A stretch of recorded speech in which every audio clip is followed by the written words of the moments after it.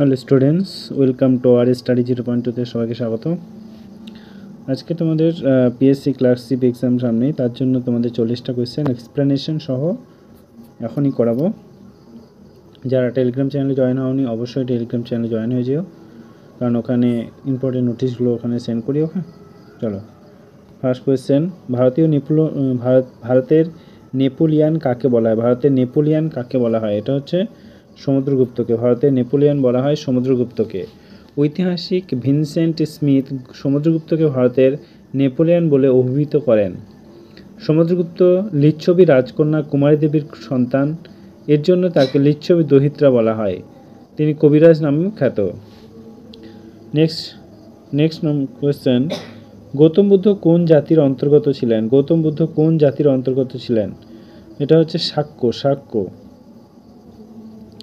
গৌতম বুদ্ধ নেপালের তরাই অঞ্চলে কপিলাবস্তু শহরে লুম্বিনীতে এক শাক্য বংশে জন্মগ্রহণ করেন। তিনি শাক্য মুনি নামেও পরিচিত ছিলেন। গৌতম বুদ্ধের বাল্য নাম ছিল সিদ্ধার্থ। 3 নম্বর কোয়েশ্চেন। দক্ষিণ পূর্ব এশিয়ার একমাত্র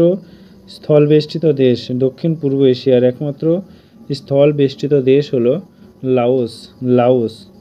একমাত্র স্থলবেষ্টিত দেশ হচ্ছে লাওস দক্ষিণ পূর্ব এশিয়ার একমাত্র স্থলবেষ্টিত দেশ, যার দক্ষিণ পশ্চিমে থাইল্যান্ড, উত্তর পূর্ব তোমার কম্বোডিয়া, পূর্বে ভিয়েতনাম এবং উত্তর পশ্চিমে মায়ানমার, চীন। নেক্সট কোয়েশ্চেন দেখো। 2011 সালের জনগণনা অনুসারে ভারতের শিক্ষার হার কত? 2011 সালের জনগণনা অনুসারে ভারতের শিক্ষার হার কত? এটা হচ্ছে 74.4%। 2011 সালের জনগণনা অনুযায়ী ভারতের শিক্ষার হার 74.4%। পুরুষ শিক্ষার হার 82.14% এবং মহিলা শিক্ষার হার হচ্ছে 65.46%। 5 নম্বর কোয়েশ্চেন। 5G শব্দটির অর্থ কী? 5G শব্দটির অর্থ কী? 5G শব্দটির অর্থ হচ্ছে তোমার ফিফথ জেনারেশন।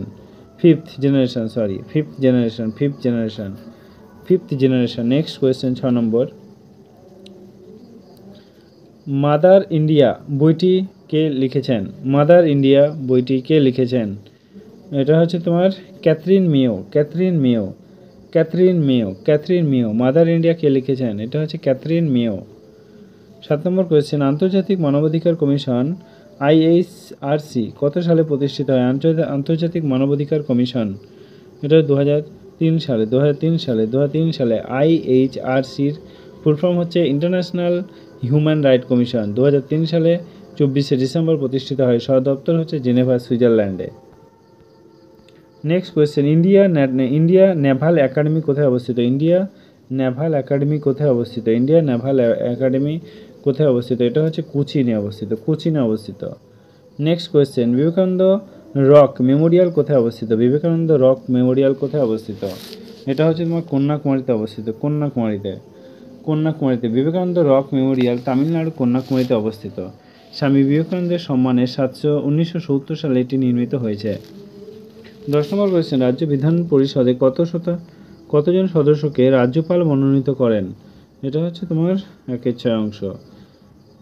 11 নম্বর কোয়েশ্চেন। সংবিধানের 103তম সংশোধনী কোনটির সাথে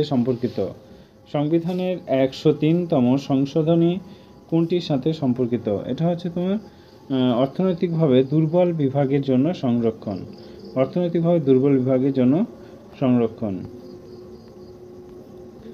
নেক্সট 12 নম্বর কোয়েশ্চেন বলছে আলো এক মাধ্যম থেকে অন্য মাধ্যমে গেলে কোনটির পরিবর্তন হয় না? এটা হচ্ছে কম্পাঙ্কর পরিবর্তন হয় না। Next question. ভোপাল গ্যাস দুর্ঘটনায় কোন গ্যাস দায়ী?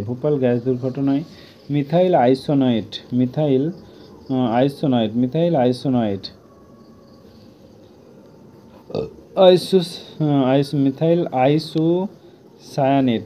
আইসোসায়ানেট। ওকে। 14 number question. নিচের কোনটি রিজার্ভ ব্যাঙ্ক অফ ইন্ডিয়ার ক্ষেত্রে প্রযোজ্য নয়? রিজার্ভ ব্যাঙ্ক অফ ইন্ডিয়া প্রযোজ্য নয়। এটা হচ্ছে তোমার জনসাধারণের কাছে ব্যাংকার। নেক্সট 15 নম্বর কোয়েশ্চেন,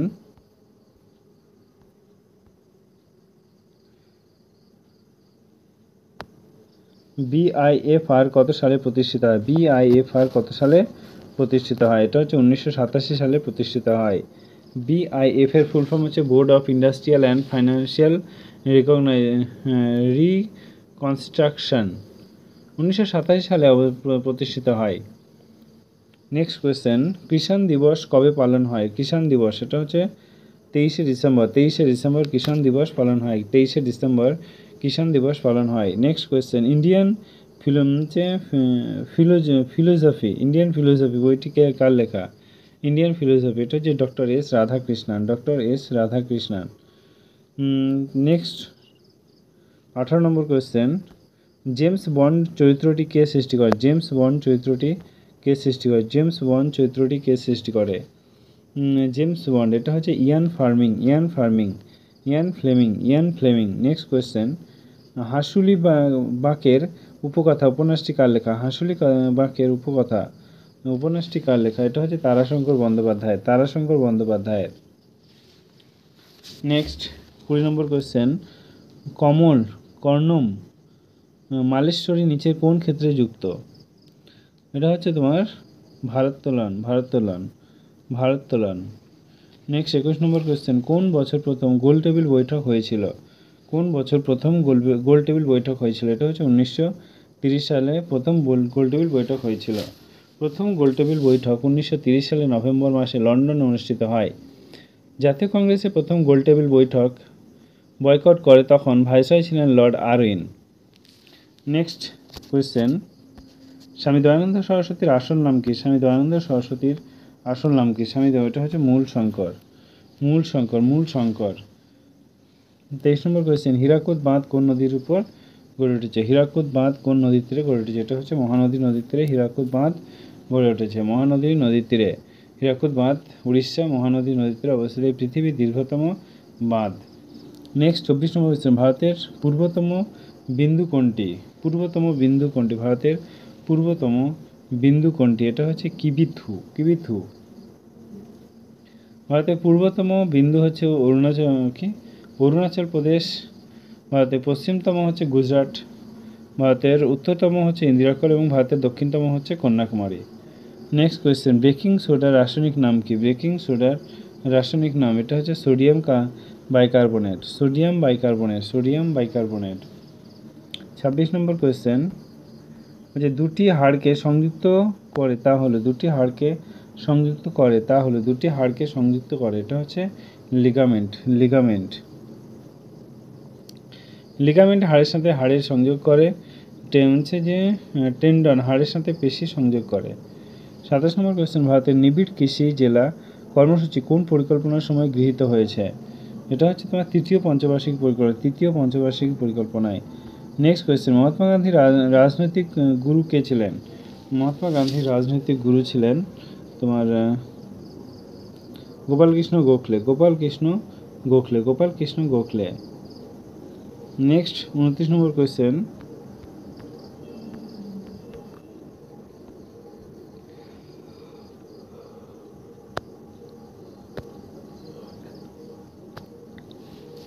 সকালের শান্তির দেশ নামে পরিচিত কোনটি? এটা হচ্ছে তোমার কোরিয়া সকালের শান্তির দেশ নামে পরিচিত। তানপুরের তারের সংখ্যা কত?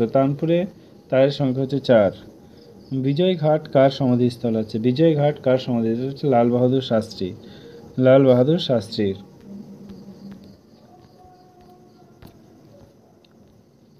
নেক্সট কোয়েশ্চেন, গ্রিন পার্ক স্টেডিয়াম কোথায় অবস্থিত? এটা হচ্ছে তোমার কানপুরে অবস্থিত। নেক্সট, এশিয়ান গেম প্রথম কোথায় স্থাপিত হয়? এটা হচ্ছে দিল্লিতে। নেক্সট কোয়েশ্চেন, অপারেশন সূর্য হোপ কোন ক্ষেত্রে সম্পর্কিত? এটা হচ্ছে তোমার উত্তরাখণ্ডের বন্যা। নেক্সট কোয়েশ্চেন, নিম্নলিখিত কোন নদীটি জিম করবেট জাতীয় উদ্যান নামের মধ্যে প্রবাহিত হয়েছে? এটা হচ্ছে তোমার রামগঙ্গা।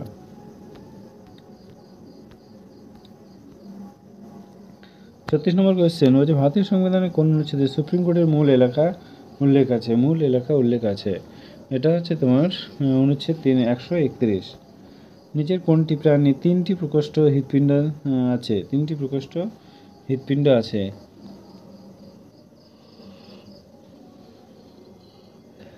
এটা হচ্ছে তোমার স্যালামান্ডার। ল্যাঙ্গুয়েজ ডায়মন্ড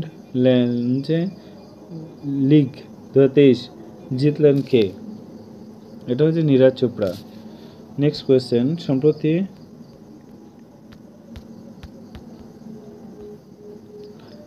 সম্প্রতি প্রয়াত জন গুড ইনাফ কে লিখেছেন? এটা হচ্ছে তোমার বিজ্ঞানী।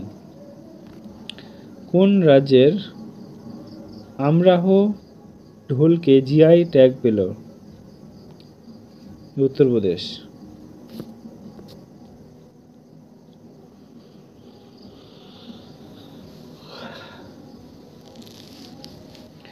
আজকে এই পর্যন্তই। যদি ক্লাসটি ভালো লাগে অবশ্যই সাবস্ক্রাইব করে বেল আইকনটি প্রেস করে দিও। Thank you.